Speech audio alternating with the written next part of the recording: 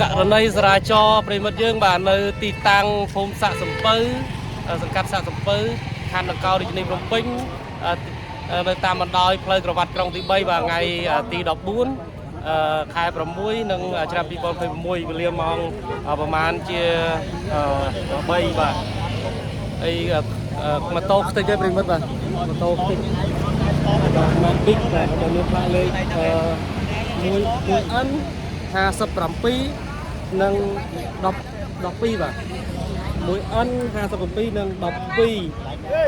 តិចទៀតប្រិមិត្តយើងបាទអាណាមកហើយបាទ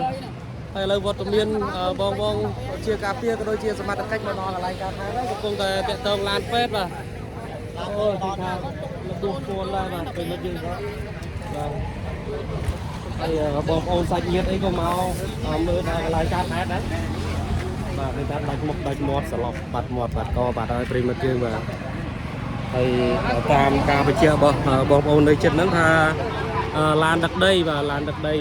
ប៉ះអញ្ចឹងឡានទឹកដីទៅបាត់ហើយនៅតែជាន់រងគ្រោះទេប្រិមិត្តយើងបាទ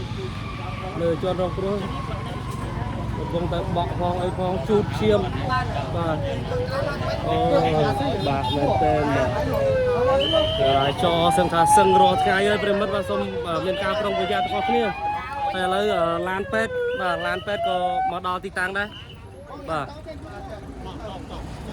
ឥឡូវឡានពេទ្យក៏មកដល់កន្លែងការហេតុដែរប្រិមិត្តយើងបាទ